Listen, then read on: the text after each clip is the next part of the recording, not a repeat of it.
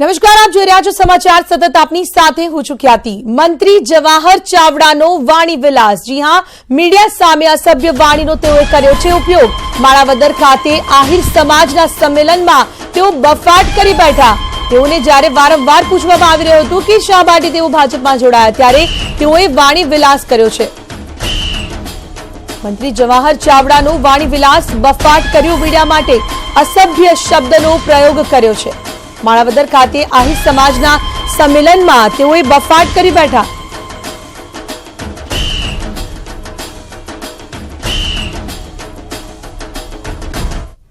પત્રકારમાં સૌથી મોટો પ્રશ્ન હતો કે આ કોંગ્રેસમાંથી ભાજપમાં શું મળે। હજી પત્રકારો પૂછે છે કે સેના માટે ગયા, તમને હું વાંધો? મેં કહ્યું વાંધો તારા બાપ કઈ હતો જ નહીં અહીંયા। પત્રકારમાં સૌથી મોટો પ્રશ્ન હતો કે આ કોંગ્રેસમાંથી ભાજપમાં શું મળે। હજી પત્રકારો પૂછે છે કે સેના માટે ગયા, તમને હું વાંધો? મેં કહ્યું વાંધો તારા બાપ કઈ હતો જ નહીં અહીંયા।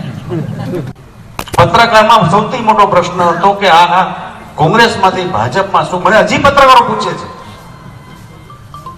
કે સેના માટે ગયા, તમને હું વાંધો? મેં કહ્યું વાંધો તારા બાપ કઈ હતો જ નહીં અહીંયા। પત્રકારમાં સૌથી મોટો પ્રશ્ન હતો કે આ કોંગ્રેસમાંથી ભાજપમાં શું મળે। હજી પત્રકારો પૂછે છે કે સેના માટે ગયા, તમને હું વાંધો? મેં કહ્યું વાંધો તારા બાપ કઈ હતો જ નહીં અહીંયા। પત્રકારમાં સૌથી મોટો પ્રશ્ન હતો કે આ કોંગ્રેસ। તો જવાહર ચાવડા સાહેબ, અગર પત્રકાર તમને પ્રશ્ન નહીં પૂછે તો કોણ પૂછશે પ્રશ્ન? અને હા, આપ ભાજપમાં ગયા છો તો તેની પાછળ કંઈક તો વાંધો હશે। ભલે આપ તે બોલવાનું ટાળતા હો, ભલે આપ અપશબ્દો કહેતા હો, પરંતુ આપની આ ભાષાનો જે પ્રયોગ આપે કર્યો છે તે શું આપને શોભે છે, તે પણ એક સૌથી મોટો સવાલ છે। મંત્રી જવાહર ચાવડાનો વાણી વિલાસ જે સામે આવ્યો, આપે પણ સાંભળ્યું, અમે આપને વારંવાર સંભળાવ્યું છે, કારણ કે આ જે રીતે સમાજનું એક સંમેલન યોજાયું છે અને તે સંમેલનની અંદર તેઓ બફાટ કરી રહ્યા છે। તેઓને પૂછવામાં આવી રહ્યું છે કે ભાઈ તમને શું વાંધો છે, શા માટે આપને પક્ષ પલટો કરવો પડી રહ્યો છે? નથી પક્ષમાં આપને કામ મળતું? પોતાને જે પેટમાં દુખે છે તે વાત ન બોલતા તેઓએ પત્રકાર પર ઢોળી બેસાડ્યું અને પત્રકારો માટે જ તેઓ બેફામ શબ્દોનો પ્રયોગ કરી બેઠા।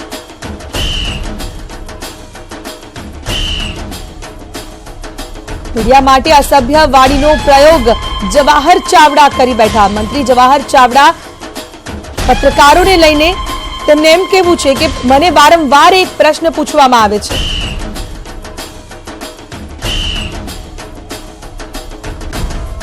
પત્રકારમાં સૌથી મોટો પ્રશ્ન હતો કે આ કોંગ્રેસમાંથી ભાજપમાં શું મળે। હજી પત્રકારો પૂછે છે કે સેના માટે ગયા, તમને હું વાંધો? મેં કહ્યું વાંધો તારા બાપ કઈ હતો જ નહીં અહીંયા। પત્રકારમાં સૌથી મોટો પ્રશ્ન હતો કે આ કોંગ્રેસમાંથી ભાજપમાં શું મળે। હજી પત્રકારો પૂછે છે કે સેના માટે ગયા, તમને હું વાંધો? મેં કહ્યું વાંધો તારા બાપ કઈ હતો જ નહીં અહીંયા। પત્રકારમાં સૌથી કોંગ્રેસ પ્રવક્તા મનીષ દોશી અમારી સાથે જોડાઈ ચૂક્યા છે। મનીષજી, આપનું સ્વાગત ન્યૂઝ 18માં। આપે સાંભળ્યું, મંત્રી જવાહર ચાવડા વાણી વિલાસ કરી બેઠા છે। પહેલા તો આપની પ્રતિક્રિયા શું છે તે જાણીએ। જવાહરભાઈ ચાવડા જે રીતે મંત્રી તરીકે ભારતીય જનતા પાર્ટીમાં પેલા જોડાયા, પછી મંત્રી પદ મેળવ્યું, તે સમયે પણ તેમને કમલમનો જે વિચાર હતો 5 સ્ટાર કલ્ચરનો, એમ કે મોજ નહોતી આવતી, મજા નહોતી આવતી, અને તે હોટલ બદલી જમવાનું। એટલે જે રીતની ઘટનાક્રમમાં જવાહરભાઈ ચાવડા જે વાત એક પછી એક કરી રહ્યા છે, અને જવાહરભાઈ આટલા ઝડપી બદલાઈ જશે એવી મને અપેક્ષા નહોતી। એમને જે વાણી વિલાસ કર્યો છે એ ભારતીય જનતા પાર્ટીના કલ્ચરમાં પત્રકારો સાથે, લોકશાહીના ચોથા સ્તંભ સાથે કઈ રીતે વાત થાય, ભારતીય જનતા પાર્ટી માટે આ સામાન્ય છે। પણ સવિન સંકુલમાં બેસીને ત્રીજા કે 5મા દિવસે જવાહરભાઈ આ પ્રકારની વાત કરશે, ઘણી આશ્ચર્યજનક વાત છે। ભારતીય જનતા પાર્ટીના મંત્રીશ્રીઓ અહંકારમાં કેવા આવી જાય છે, જવાહરભાઈ ઝડપી આવી ગયા અહંકારમાં। આ રીતની ભાષા જાહેર જીવનમાં કોઈના માટે યોગ્ય ન કહેવાય, પત્રકાર સમાજ માટે પણ યોગ્ય ન કહેવાય। પત્રકારનું કામ છે પ્રશ્ન પૂછવાનું, એમને યોગ્ય ભાષામાં જવાબ આપવાનો હોય, આપે જે ન હોય તો મૌન રાખી શકાય। એનો મતલબ એવો નથી કે આ પ્રકારનો વાણી વિલાસ કરી શકાય। મને એમ લાગે છે કે ભારતીય જનતા પાર્ટી માટે આ નવું નથી। એટલે આપનું માનવું છે કે ભાજપમાં આવ્યા બાદ હવે તેઓનું આ એક વાર નહીં પરંતુ વારંવાર આવા બફાટ થતા જ રહેશે, કારણ કે ભાજપના નેતાઓ કરતા રહે છે, તેમ કેવું છે આપનું?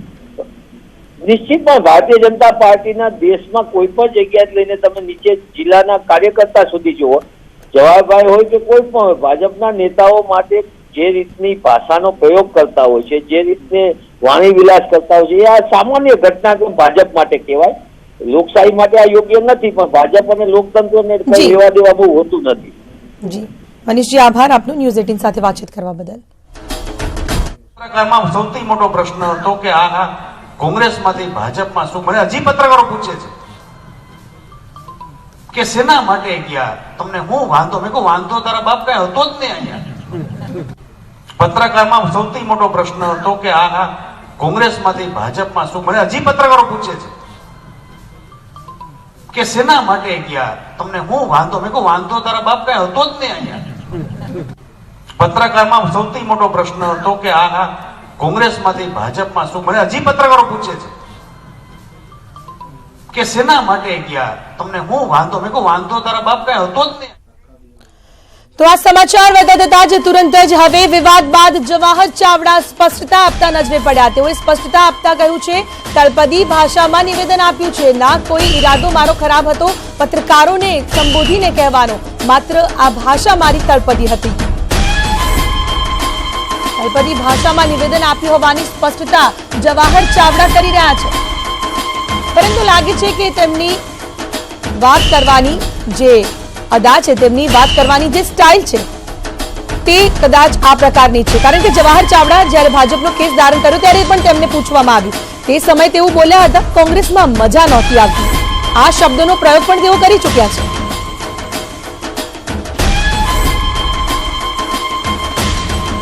તો આ અંગે સ્પષ્ટતા કરતા જવાહર ચાવડાએ શું કહ્યું, આવો આપને સંભળાવીએ. મારી આ તળપદી ભાષા છે ને, તળપદી ભાષા પ્રમાણે જ બોલેલો છું.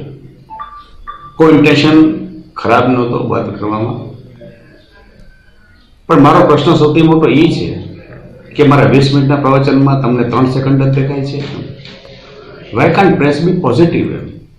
19 મિનિટની વાત કરી એની કોઈ ચર્ચા નથી કરતું, 3 સેકન્ડની વાત તમને ખટકી કરવી ક્યાં અંશે વ્યાજબી છે?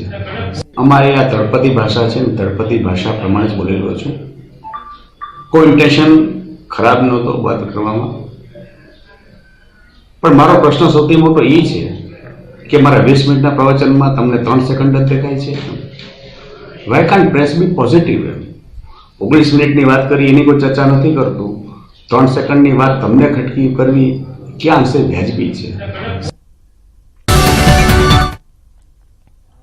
તો વિવાદ બાદ જવાહર ચાવડાએ સ્પષ્ટતા આપી અને કહ્યું છે કે મેં તળપદી ભાષામાં નિવેદન આપ્યું છે. મારી જે આખી સભાની અંદર મેં જે શબ્દોનો પ્રયોગ કર્યો તેના પર ધ્યાન ન આપતા માત્ર 3 સેકન્ડના શબ્દ પર મીડિયા શા માટે આટલું ધ્યાન આપી રહી છે, તેઓ પણ તેઓ વાત કરી રહ્યા છે. અહીં સવાલ એ છે કે તળપદી ભાષાનો ઉપયોગ આપે ભલે કર્યો, પરંતુ હવે જ્યારે મંત્રી સાહેબ આપ કોઈ મંચ પરથી લોકોને સંબોધી રહ્યા છો ત્યારે આવી તળપદી ભાષાનો ઉપયોગ કરતા જરા સાચવવું જોઈએ. કારણ કે આ પ્રકારનો ઉપયોગ જ્યારે ભાષાનો આપ કરો છો ત્યારે ચોક્કસથી આપ તમામની નજરોની અંદર એક ગુનેગાર થાવ છો. કારણ કે આ શબ્દ આપના માટે તળપદી ભાષાનો શબ્દ કહી શકાય, પરંતુ તમામ લોકો તળપદી ભાષાને સીધી ભાષા નથી સમજતા. કારણ કે આપ પણ જાણો છો કે ગુજરાતની અલગ અલગ બોલી છે, જેટલા ગામ બદલાય તેટલી બોલી બદલાય છે. તો પછી આવા શબ્દોનો પ્રયોગ કરીને તમે શું કહેવા માંગતા હતા?